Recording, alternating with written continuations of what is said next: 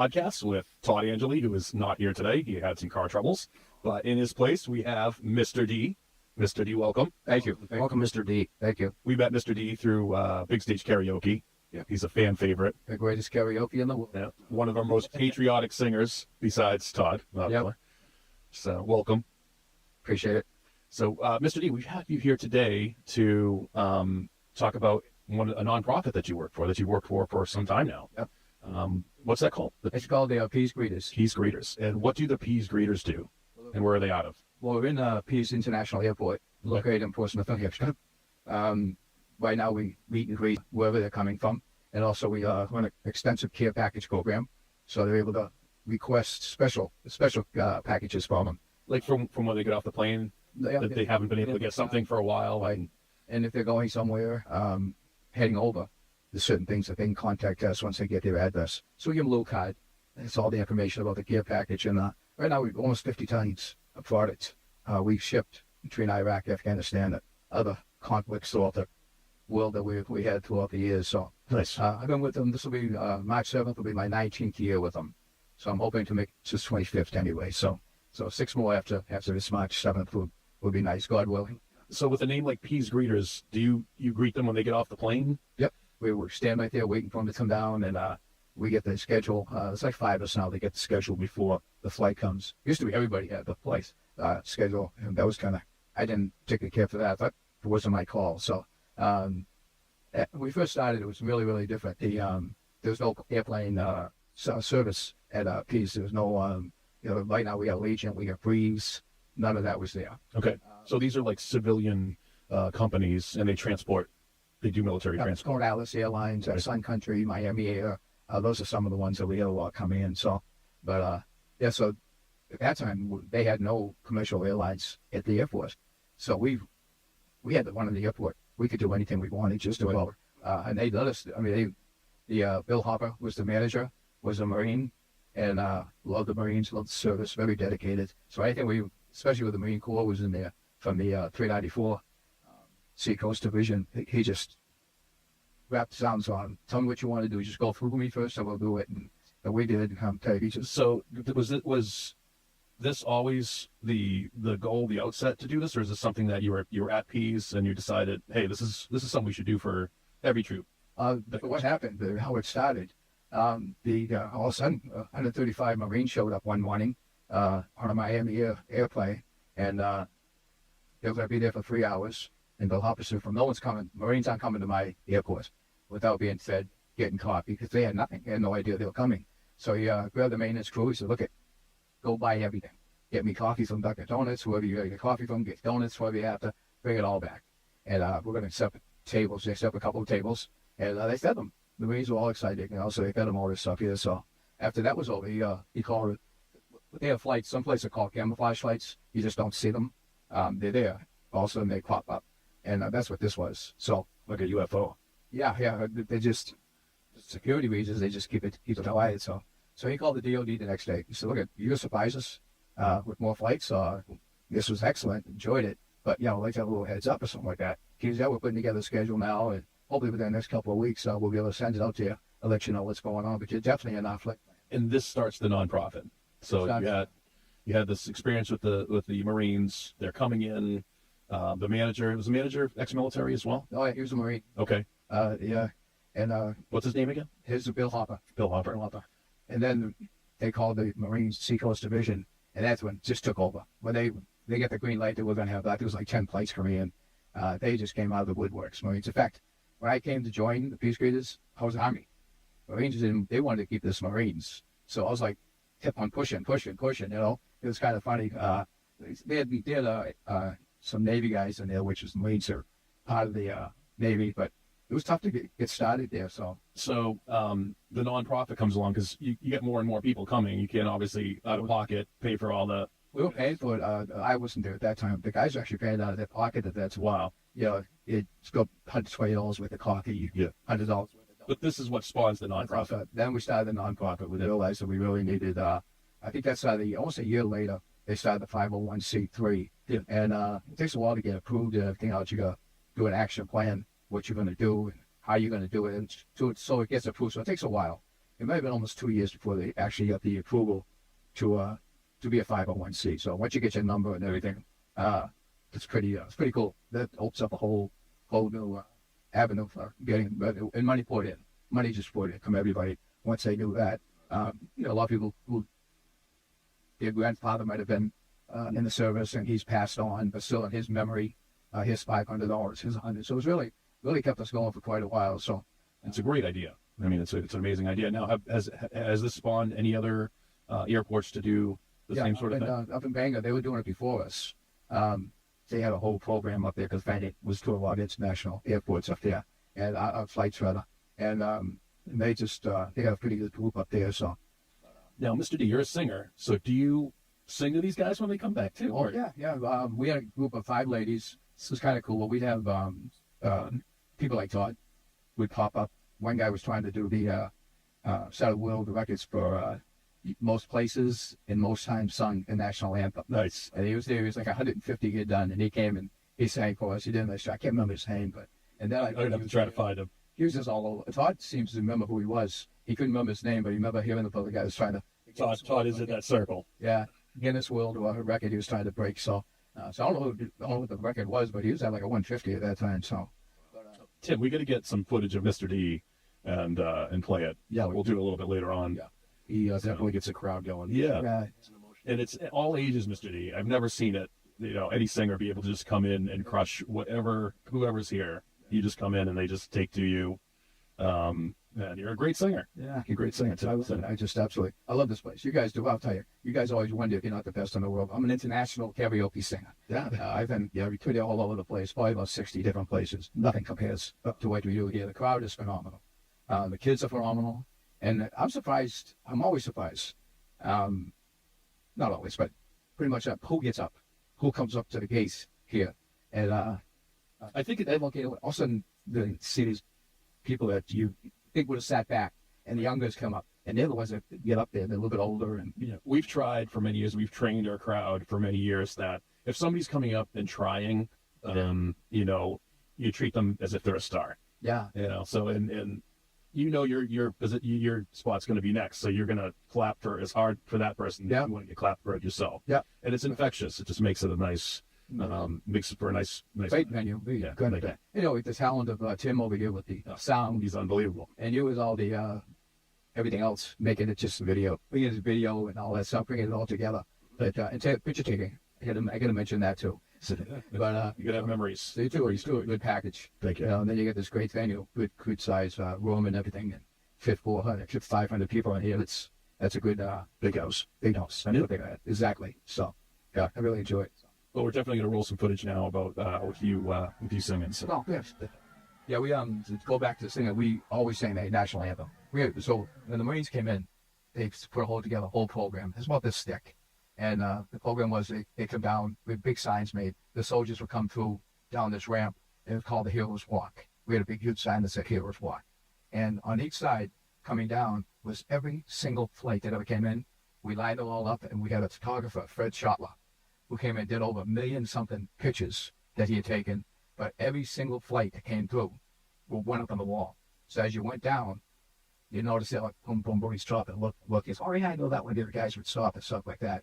And also we had the Guatemala gut from American flag, the first one that was on the island there before they left. This private door jumped up and grabbed it from wherever we grabbed it from on top of it, pulled it down, and brought it down, and the Marine Corps ended up giving it to us. They didn't know what to do with it, and it's big. Yeah. So we encased it, had the dry cleaned, encased it, weighed about 400 pounds, but we finally got it back with the casing we put it in. And I can't remember the company, but they actually did it for nothing.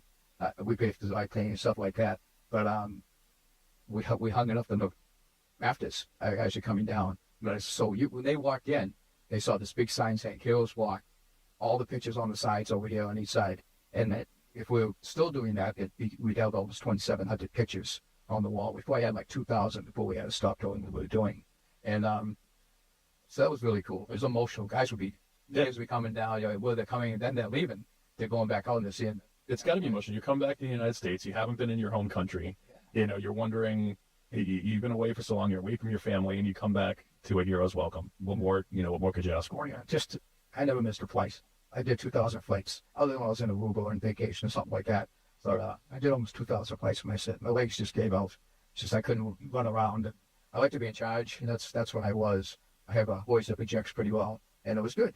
Going getting the guys upstairs, downstairs. So we go down at East, have their coffee donuts and all that stuff. We give them an hour or so. We had them there for 3 hours. So the second hour, we bring them up to a ceremony, and all agreed is always 200 plus there. Would be lined up and we'd start the ceremony by lining them up and all that stuff. And we talked to them at first and welcome them and tell them where they are. Didn't know where they were. They knew they were in Portsmouth where, and they could see the water when they came in. Oh, we know we're near water and all that. So that's Maine. That's the coast of, Hampton or whatever, which way they're coming in. So they really didn't know, well, to know what.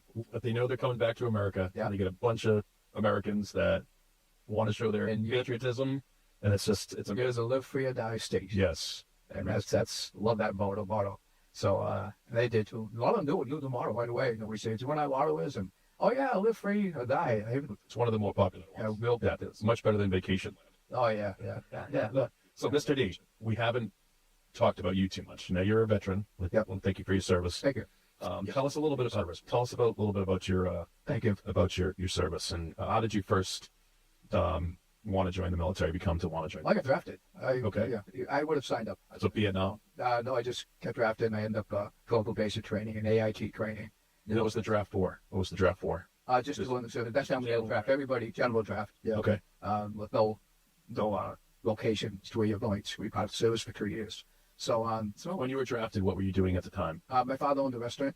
Okay. And I was working with him a little bit, and he had some medical problems, so I took it over for a little bit. And I was working at First National Stores at that time, and she already remember them out too. It was probably one of the biggest supermarkets around. It was 272 when they closed supermarkets. So I don't. Yeah, a lot of people don't. So that's what I was doing. And so I went into service and Army. I went to the Army. Yep. I went to Vietnam after basic training. So. And all that stuff. And I was in communications, and I ended up in a program called Cyclops, which is psychological warfare. And that was interesting. I was in a helicopter a lot and doing different things like that. So that was kind of cool. So we, I probably would have went back. The only thing is they told me I was going back to Vietnam within a month. I said, no. I was lucky the first time. I said, maybe if they told me 6 months or something, I was probably have a chance of going back. But they're pretty adamant I was going back, within 30 days. So. And I have after my two weeks vacation. So, but I found out through an operation I was having, the doctor had noticed I had an awful lot of bone damage in my back and my spine and everything, and realized that I had Agent Orange, or felt I had Agent Orange, and told me to go to the VA. I was like 54 at that time, and I went there. And right away, they gave me 70% disability right off the bat. They said, you've got it's all through your bones and all this stuff here. And right now I'm 100% disabled. P&T is called it's permanent and total, and so they. I wouldn't say 100% disabled, Mr. D. No, it's no. You inspire me every day. Oh, thank you. It's tough some days to get around, but I keep going. And that's the whole thing too. I still. Not only you keep going, you're a pretty positive guy. Yeah, I try to be. Yeah, sometimes it gets, but overall, I try to be positive. So, I do the operations and resource officer for the Pease Keepers. So there's a lot of coordinating, a lot of purchasing. That's a big change now. Years ago, we never bought anything. Everything was donated. All the Coke, the water, Coke products. Oh, Moxie, you're from Maine. Yeah, Moxie. Lisbon Falls, Maine. That's where it's from. Yeah. I used to laugh at the guys from planes coming from Georgia and everything. Say, what's that? That's Moxie. Give it a try. Also, I always thought it tasted like metal, like aluminum can. Yeah. Then they actually came out with the Moxie High Energy, and it looked like the energy bottles. So the guys, pretty much similar to the Red Bull. Yeah. So the packaging, and the guys were grabbing. I said, what the hell? What's this? It's pretty funny. So, and we sit there and watch them, because we knew we were going to get some kind of reaction. Someone just loved it, and one guy wanted to get a 6-pack to take with him, where he's going home, and stuff is excellent. How can I get it all the time? And it kept off. We don't hear things like that about Coke. You like it or you love it. Yeah. It was funny, so love it or hate it. But that was a Coke. Coke provided all water, all products to us that we needed. I had Coke, orange root beer, ginger ale, all the water. That came from Coke, free for years. Excellent. Unbelievable. Great company. Great company. Lynn Chocolate. We got more chocolate. They knew what to do with. We used to get the Easter bunnies. I used to work next to Lynn Chocolate. I felt like Charlie in the Chocolate Factory coming to work every day, smelling chocolate. Yeah. They're just an unbelievable company. Unfortunately, sugar and cocoa got hard for them to purchase, so they shut us off for a while. But they give us a donation every year, which is fine. But we used to get so much chocolate, like Easter was coming, so they'd have the Easter bunnies. So the soldiers would come in, they'd all get an Easter bunny, all the ones that were going home, you know. And then Christmas come along, they'd have the Santa ones and the little reindeer ones, stuff like that. So we passed that out. And I'm going to tell you, Coca-Cola, I estimated, probably gave us close to $2 million worth of product. If you haven't traveled, when you travel, you miss the United States. I do, so I've traveled. And I can't tell you how, when I come back, just the little things that I see. Now nobody's greeting me or anything like that. Yeah. I just feel a sense of nationalism every time I come back to the United States. I can't imagine how these soldiers felt coming back and seeing. A lot of them kissed the ground when they got home. Got off the plane and kissed the ground. I could imagine. Stopped dead in their feet, where they walked, just stopped dead. Cry. Some of them would cry coming out. They realized people that they had lost over there that had didn't come home with them. We're one group that had lost 13. Remember the helicopters that went down? That group came to us, and we got a message that this group was going to be very quiet and very solemn, because they just lost, I forget how many it was. So it was in the 20s that they lost all of them. So, and they were actually, they cut their deployment short so they could come home earlier a little bit. So they came in, they needed therapy. And we had all our grandmothers and our mothers, college girls, and all this stuff here and there. And the guys, they're a lot like when we talk to guys from Vietnam or the guys from World War II especially, and so it was a good therapy session, plus us feeding them and all that stuff that went along during the ceremony. We provided a lot of good therapy. So, now, do you work with any other organizations? Does the nonprofit work like? You can't go. It's one way. I can't. We can do physically. We do a lot of stuff, like we do a lot of the BFWs. That's what I mean. I was going to get that. Legion, BFW, so you do... Monetary, we can't do anything. So okay. A lot of people, so you can donate to this, but it has to be for the troops only. Coming through actually, it's very specific. The troops only coming through the Pease International Airport, creating flights and stuff like that. We do the care package. We had to go in and ask for the other care packages if we could do that. And they said yes. It's not written, but they had let us go along with it. Now, if somebody wants to get involved or donate, how would they do that? It's really easy. Peacegreeters.org. All the information is right there. You send an email to pgchair@yahoo.com, and he'll get back to you. Or if he gets overwhelmed, I'll jump in and take a few from him. Different people will. We just want to get you vetted. You just show us your driver's license. We put you on the list. We give you a badge. No, it's no big. We say vetted because that's what they call it. It's not to speak huge things you have to go through. It's very simple, so I just want to make sure you're a good person and that you're with the badge makes you part of us. So at the airport now, especially like years ago, it didn't make any difference because we didn't have the commercial airlines. And now that we got Pease and Legion, it can get pretty busy in the airport. You have 300 soldiers coming in. Right. We've had that happen where both airlines had flight going, and then we have 300 our guys coming in. So it's good to be able to identify us, and we try to coordinate them to get around and work as well as we can. And Breeze and the Legion have been excellent. In fact, the Legion has probably the best military program for anyone who's traveling with them. It's incredible what they do. They do more than anybody else does out there. Good discount. They just do a lot. They get free chairs, free bags. You got a dog, you take your dog with you free. There's a lot of them going on. So the people going to Florida for the winter and then coming back. So they get free. Bring a free dog with you. I think it's 5 bags you can have when you're going down. So they really do a lot for us. So Breeze not so much, but their prices are good. Mm-hmm. So we work with them. They're the ones that are actually paying the bills. So you got to be sensitive to that too. So but we started. If you had 10,000 passengers come through, your airport, you'd get $1 million from the federal government for equipment, to purchase equipment to maintain the airport. So we come along, they weren't getting this for years. Well, all of a sudden, they realized we're going to hit 10,000. We'll get a year. We're going to start getting that $1 million. But because of us, or because of the whole setup, they were getting $1 million almost every single year. And I used to go on put tags on the equipment that we bought. A little sticker. We did this. We bought that, Nice. Age sticker. Yeah. It's good to have those incentives. And we had 9,640 towards almost like December 31st. It was getting right up to the 8:30. I'm sitting at the meeting and I said, call the Cub Scouts, call the Boy Scouts, call ROTC, call anybody and everybody, rent a plane, and fly us, I don't care, 60, 80, 100 people. Let's get them on. Well, people are lining up to get on the plane. It's all they did was go up to the White Mountains, come all the way around, come back, go back to Portsmouth, but they were passengers. So we got away with it, and we didn't hide it, show them what we were doing. We got to the 10,000, I think like 10,200. So the flight didn't even have to take off? They just... Oh, no, they took off. Okay. They had to go off. They had to depart and come back. All right. And they were gone for about an hour and 10 minutes or so. That's awesome. Yeah. They got their $1 million. I said, I don't know, the guy who had the plane, the company, never charged us for the plane. So it really worked out great. So, but it was a flight. It was went through, usually it came all up to the mountains, up from all, come back. Nice. So it was cool. Forget our $1 million. That's awesome. Yeah.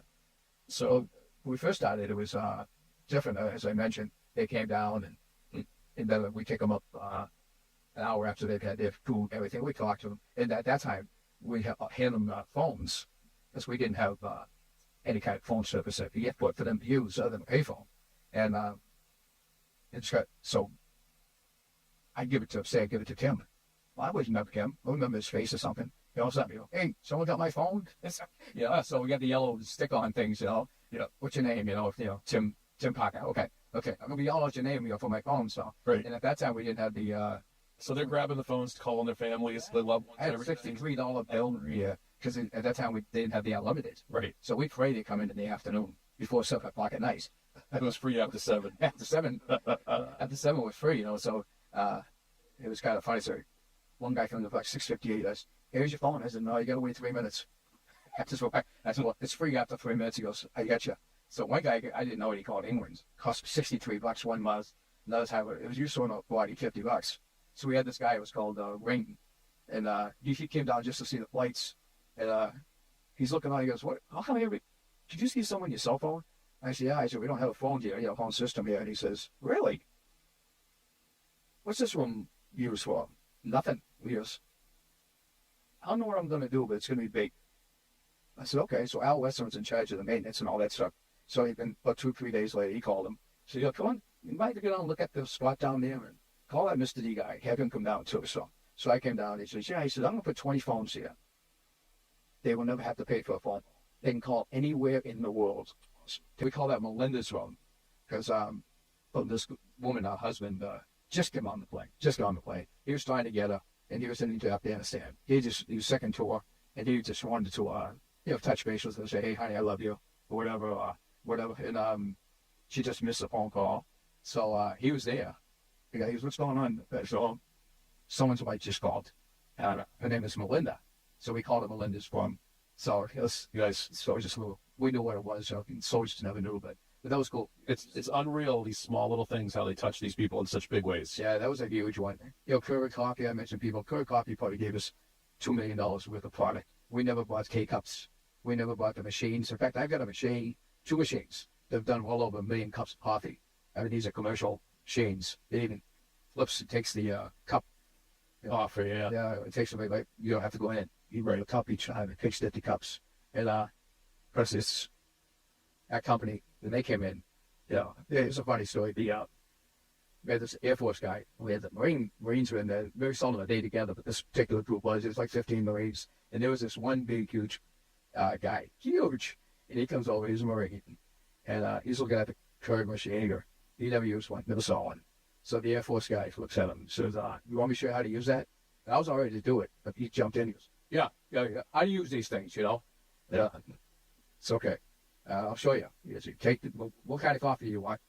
Coffee. What are you talking about? I want coffee. It was French vanilla, there's hazelnuts, coffee. I want coffee. So he gave him dark roast. Put it in, come down.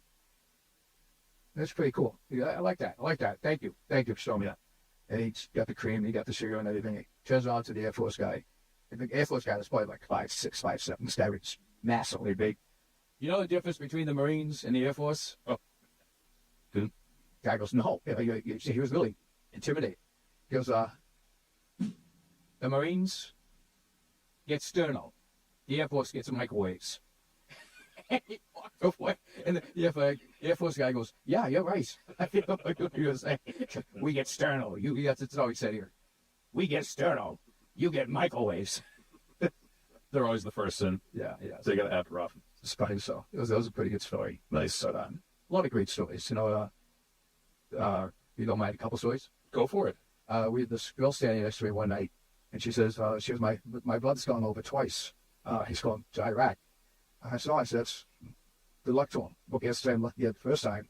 She was my family went to California to spend a few days with them before he could leave, and I wasn't able to go because they started a new job, and they wouldn't give me the time off for now. And so, but I talked to him on the phone for about 2 hours last night, and we cried and we talked. I was crying. I was getting emotional. So I was just so upset that I couldn't see him, but I felt I had to do something. You know, he's doing that. So I heard through a friend of mine, I heard about the Pease Keepers.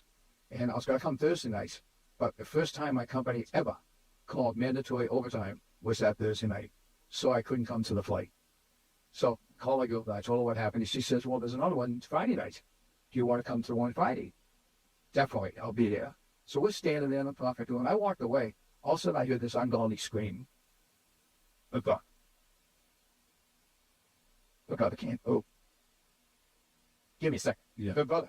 And she took off. Nobody knew what was going on. He takes off. Both of them are hugging, kissing on the ground. Nobody's taking pictures. Everybody's don't know what's going on. I wish somebody had taken pictures or video or something like that. So emotional. And that was a good story. Well, so Real. And we had separate rooms with the families, and they go out and talk and stuff like that. So We're just so busy here. We don't think about these small little things all the time that are really important. Yeah, that was in life. And we really seldom saw Marines coming through, so it was unusual for them to come from California to us. But they had to stop and pick up some guys in South Carolina. So that's the only reason why they came through. But think about it, she got mandatory overtime. She couldn't see her. Spent 2 hours talking to him on the phone. Couldn't go see him in person. And then the next night, if she had gone Thursday, she may not have come Friday. Right. So she came. It wouldn't have happened. It was meant to happen. Right. And that was huge. That was probably the most. That and we had this woman that she was from the Netherlands. Well, without the nonprofit there, none of this ever happens. Never happened. You know what I mean? These are small little things, but for a military member coming back from being away from home for so long, not around family, not around coworkers, it's, I shouldn't say not around coworkers. You've got your military family as well, but you're coming back and you're getting back to a life that you used to have. Sure. And these small little olive branches or whatever you want to call them, they're so huge to people. Yeah. That was the whole thing too with the Marines and myself. We were treated so badly coming back from Vietnam. I know. Yeah, we were talking about this earlier. It was a tough time, and we chatted about it a little bit, and we kind of we're seeing some of that stuff now with Afghanistan and all that, but it's more how the media was kind of covering it back then. Well, look at these the ICE and all these guys here. They're just doing their job Right. best they can, and they're going to make mistakes. Sure they are, but it's not intentional. You're in that moment. It's just great for us to sit on our couches and say, "Oh, look at that! Oh, how aggressive he's being." Well, you're not in that moment. You're not there. You split moments, section, Right. It's where you got to make a decision. Sometimes you got to do something that you might be regretted afterwards, or maybe not. But it's very intimidating to have somebody spitting in your face and throwing fireworks at you. Right. So the side we hear, unfortunately, is how the ICE or DHS did this. So someone did that. So it's the media, how the media treats, and that's what happened during the Vietnam War. I believe just every night, Walter Cronkite, every same station had Vietnam. Right. And it wasn't like they were taught, that wasn't politicians. They were literally showing the war. They were showing people getting blown up. Yeah. I lied and talked about just a lot of negative type stuff that happened. It should never be taken out on a soldier. Because those are politicians' issues. They're just there. Programs and Right. So they made it sound worse than it was and stuff like that. So even I don't doing it. Finally, I believe they had a bill that got passed that they had to stop showing the war every single night. But that's what people are doing. So ratings is people. It all comes back to ratings. And if they can put an action movie type of thing up on the screen every night on the news, people are going to watch it. But that's not what that's for. That's not what those supposed for us to keep up on the news and what's going on. Just imagine we would have Iraq, Afghanistan, desert storm, all these things here with a lot of in the lake, and we never had that on the TV. A little bit. They'll get property a little bit, not a full coverage, 20 minutes, half hour every single night. Right. And that's where the guys came home. I believe that's why the FWs, the American Nations, became so popular at that time. The membership was dropping now because of the lack of the war and stuff like that. And the guys just need a place to talk to someone who would been there and done. And done stuff like that. Yeah. Nobody, I'll tell you, actually, nobody did want to talk about it, know about it. It took me a while to realize that nobody really want to know about Vietnam, I was for a job at the GE over in Lynn, and after I got done, he says, you almost made, come back again. He says, but if you're going off another job, or that part where you said you're in Vietnam, just change that. Make that Germany. I'll make it someplace else. Wow. Unreal. At that time, it didn't bother me. Now it pisses me off. Oh, absolutely.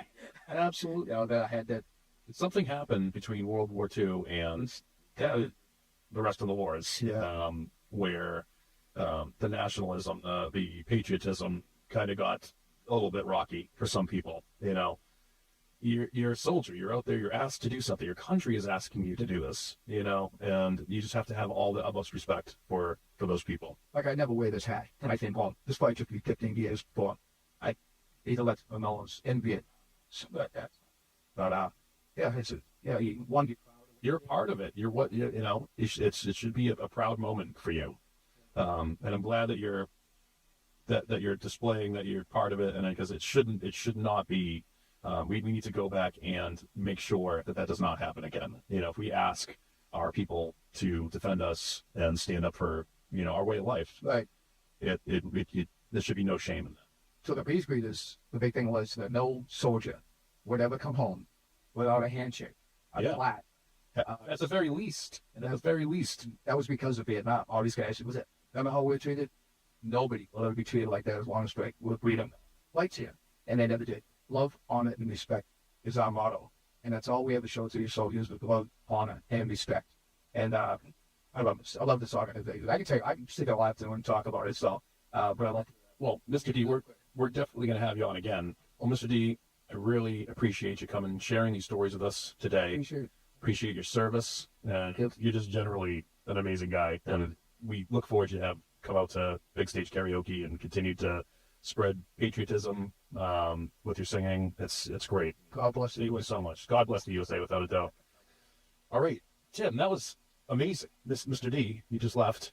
He was telling us stories on the way out that were just even better than the ones that he was telling here next week. Yeah, you got to have that guy back on. He's done this so much that I don't want to say he's dead to it, but he's unreal. Unreal stories are great. He's just there to serve, which is unreal. And just an amazing story about his Vietnam experience and through the years, and how people have treated him and how he got drafted. Can you imagine that? Unreal. No, 1 second you're working at a deli, the next second you're have a machine gun and you're in. Unreal. Yeah, I couldn't imagine. The generation definitely came from a different time than what we're used to. Right now. Yeah. Not even close. Not even close. So, we got a bunch of stuff coming up here. We had, let's talk about last night first. We did Big Stage Karaoke last night, Saturday night, during a snowstorm.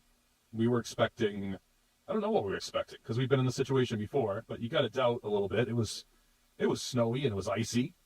And they still came out. And it was just unreal. 9:30 comes around, 10 o'clock, and we just could not believe the amount of people that were coming in to do karaoke. A platinum ticket was given away. So. That's right. It was a platinum ticket night. We had a lot of competitors.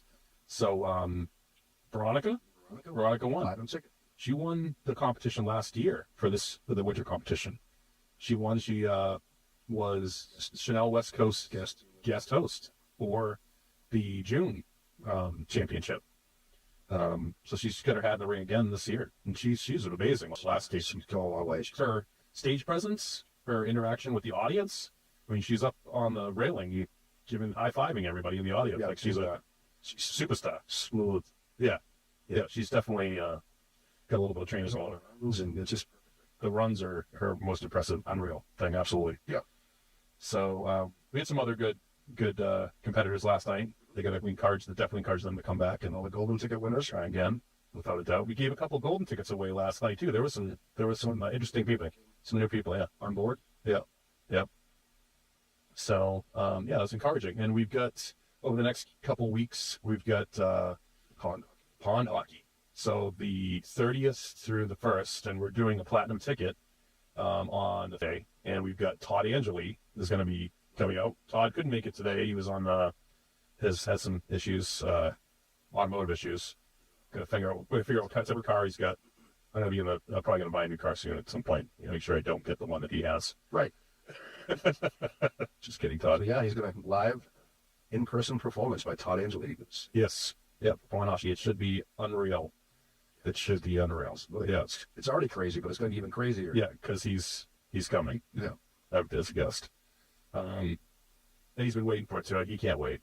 I know he's looking forward to it. I'm excited. Yeah. It's kind of one of our biggest. It's like, I don't want to call it the start to the next season, but I kind of look at it as a de facto. It's like when you get there and it continues to build right up in the Right. summer, and it's like, Exactly. we waited this far. It continues to build right up in Right. the summer, and it's like, Exactly. we waited this far. Exactly. But it starts off with a bam. I mean, longest days that we have here, including Bike Week. I mean, this is just one of those times. We've been doing it for a while too. We've grown it for a while. And really, last year was a big year. We really tried to target some of these hockey players to get out here. And They all come for sure. some of these hockey players to get out here. And They all come for sure. and we are on the map. Yeah. Have a place to go. So we've got some other new posters too that we got out. We got Chanel West Coast, the Chanel West Coast poster. She's going to be here June 27th, the week after Motorcycle Week, I believe. And yep. So she'll be here, and whoever wins the winter competition, which was Veronica last year, who just won the platinum ticket, gets to judge February 4th. Who just won the platinum ticket gets to judge February 14th, Valentine's. That's when we pick the winner. Who's going to judge with Chanel on February 14th. So Valentine's Day, we have what's called the Winter Championship.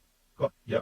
And so that's last year, our first winter champion was Veronica, who won the platinum ticket last night. So she's in the running. West will be the guest judge with Chanel West Coast on June 27th. Exactly. A lot to take in, but I know. So many things going on all at once. We made a change last year where we stopped doing golden tickets after we started the platinum ticket round. This year, we're not doing that. If you come here and you put on a good performance, you could get a platinum or a golden ticket.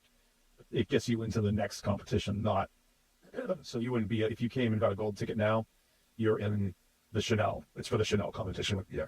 To perform for her and become champion. Like after you start giving away the platinum tickets, it starts The next to one. hold around a gold For the next round, exactly. Yep. So line dancing's been going pretty well. Your friend Kathy there, she is just a machine. She can just dance forever, running circles around everybody. instructor. Amazing. She everybody is a better person after you dance for her. People follow her around. They come in from Vermont, Massachusetts, Rhode Island, Maine. Yeah, we're very lucky to have her. She's doing our line dancing. Great follower, and she brings the people. Yeah. So it won't be this weekend, but the following weekend we'll have. No, wait a second. It is this coming weekend. So this coming weekend, this Saturday, we're gonna have Kathy back. Renee, Grings, Dayton, You're gonna say stomp, and it's Line dance. a big house country night. Starts at 6 p.m. on Saturday.